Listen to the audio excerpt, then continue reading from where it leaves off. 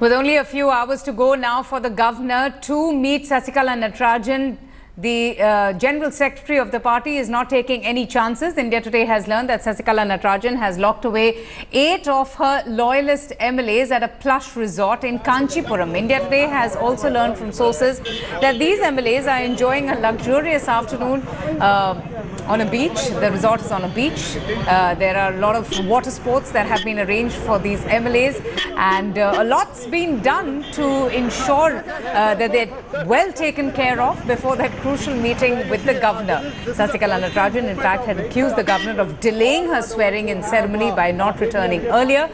But the ball is clearly now in the governor's court, as both Sasikala and AIADMK and Chief Minister, Caretaker Chief Minister, OPS, will want to stake claim over the AIADMK MLAs.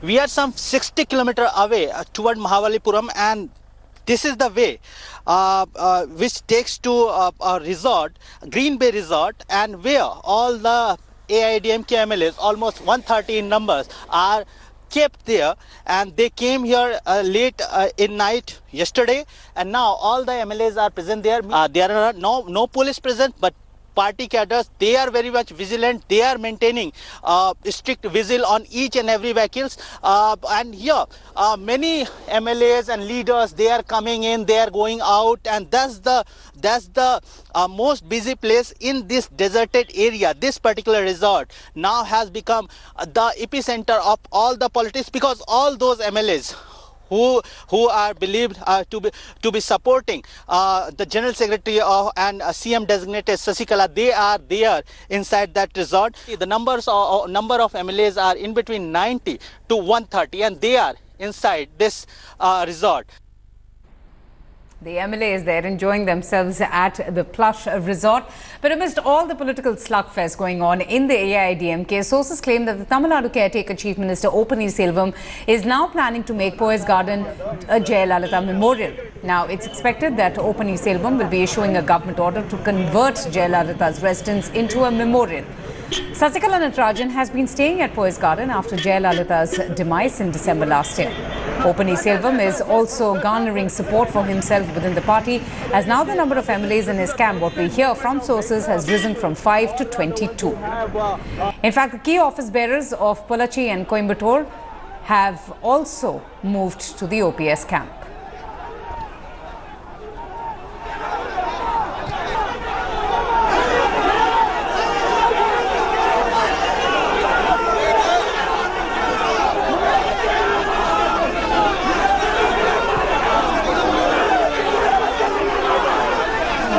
I'm going to go across now to senior journalist T.S. Sudhir. Sudhir, in this entire situation, O. Selvam has indeed emerged as a hero of sorts, and he's also cashing in all that public sentiment that is growing in his favor.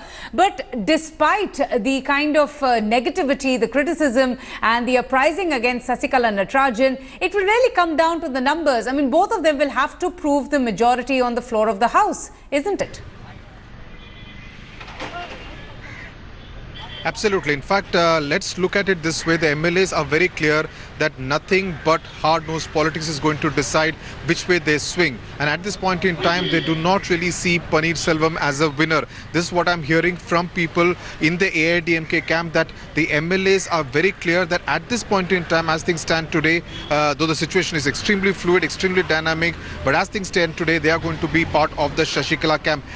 At the same time, let me also say that a couple of MLAs have expressed their displeasure at the manner in which they are being kept captive by the Sasikala camp. A couple of them are not staying at the Mahabalipuram Bay Resort. They've actually come back to the city, but they have been given strict orders not to use their cell phones. They are not to be in touch with anyone in the outside world. But this is the information that I've got, because some of them use their the phones of their security guards, etc., to convey to the world that they are not very happy at the manner in which they have been treated, especially after Sasikala said that we are a family and if no one is going to really desert it. The numbers are stacked against Paneerselvam. So far, only 6 sitting MLAs have expressed their support to the Paneerselvam camp. So which means that in terms of numbers, he's really nowhere near the Sasikala camp, which has obviously the support of over 128 MLAs. Now, what's the governor going to do is going to be extremely critical, because the indication that I've got from the Raj Bhavan is that the governor is in absolutely no hurry to have a swearing-in ceremony. Yes, he's going to meet Sasikala at 5 p.m. today.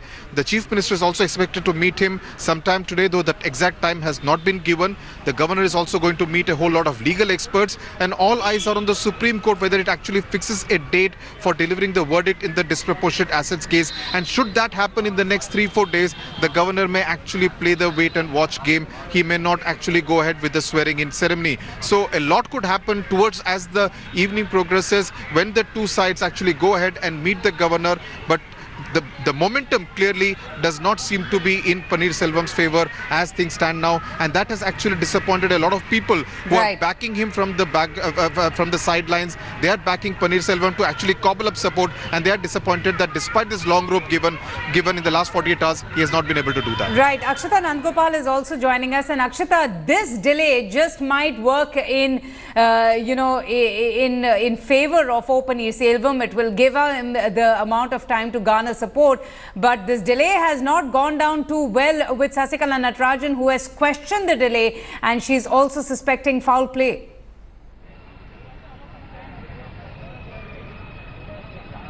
Absolutely, Avantika. But having said that, it is advantage Paneerselvam, the question is... Okay, we'll just fix that audio of Akshata, but going back to Sudhir, that is the big question. Because constitutionally or procedurally, nothing stops the governor from, making her the chief minister, from convening an assembly. But Sasikala Natarajan extremely upset with the turn of events, and that probably is something that she had not foreseen.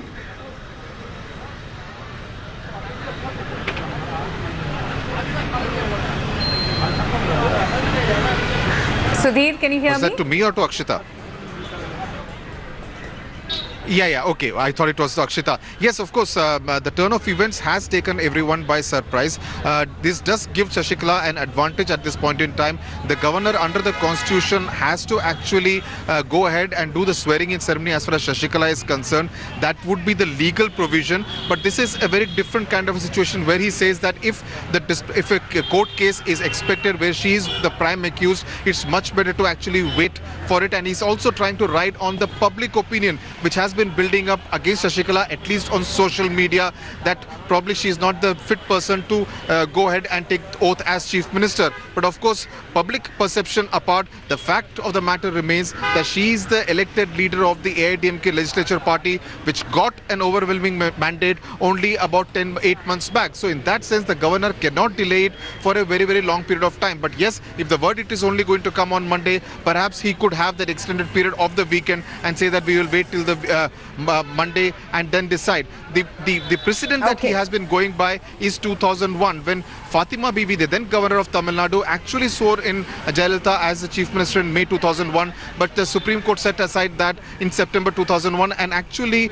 rapped the governor on the knuckles, saying that discretion should have been maintained by the governor in cases like this where Jayalalitha had been convicted by a court. But in this case, the big difference is that Sasikala was actually acquitted by the Karnataka High Court in May 2015. That's a big difference between the 2001 and the 2017 scenarios.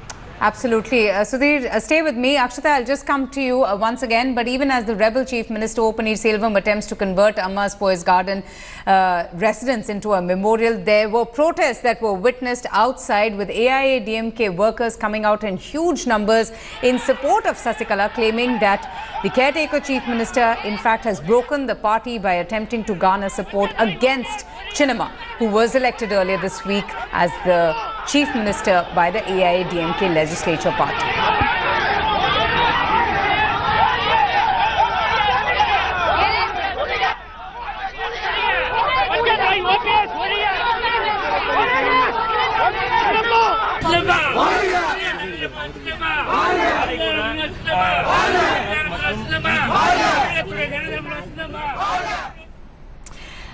But the Tamil Nadu governor, Vidyasagar Rao, has already left for Chennai. That's the news that we just received a short while back. He has boarded that flight from Mumbai and would be reaching Chennai in the next 1.5 hours. Governor Vidyasagar Rao is expected to first meet Sasikala and AIADMK and the AIADMK MLAs at about 5 in the evening. Speaking at an event in Mumbai yesterday, the governor, in fact, has given rest to the controversies surrounding his delayed visit to the state. Charge as a governor of Tamil Nadu. A lot of political developments is taking place in the state. The moment you put on TV set in your house, Tamil Nadu news is coming, and various debates are going on. Now and then, they also say, where is the governor of Tamil Nadu? I am very happy that I am here in the midst of you and by the side of noble lawyers and the luminaries and judges. Let me go straight across to my colleague Akshata Nandgopal, who is joining us now live outside Poes Garden. Akshata, the governor, saying he's very happy to be in Mumbai, but, everyone waiting with bated breath to see what really will be his next move amid this very bitter power tussle that we're seeing between two of Jayalalitha's closest confidants, whether it is Chinnamma or whether it is O. Paneerselvam. Absolutely, Avantika. He's expected to land here at about 3:30. At 5 o'clock, Sasikala as well as the AIADMK MLAs who support she's managed to garner will be meeting the governor. So that is at 5 p.m. But no real word as to when Paneerselvam will be meeting the governor. While Sasikala will be trying to show to the governor that she does have the majority support, for O. Paneerselvam the agenda will be different. Remember, he submitted his resignation. The governor has also accepted his resignation. So he will actually have to convince the governor as to why the resignation doesn't hold. So he's made some allegations. He said, of course, that he was threatened and coerced into resigning. He's named several ministers.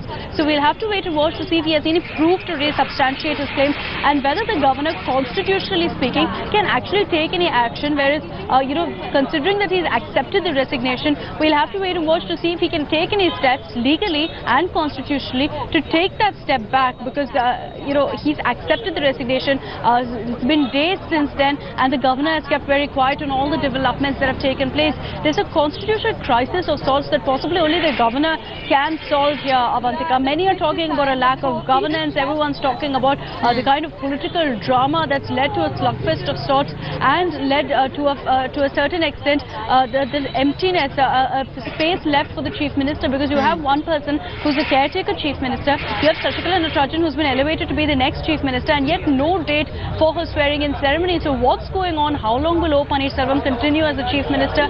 All these questions loom, and we have no answers whatsoever. The question is, in the next few hours, with the governor landing in Chennai, will we finally get some sort of clarity?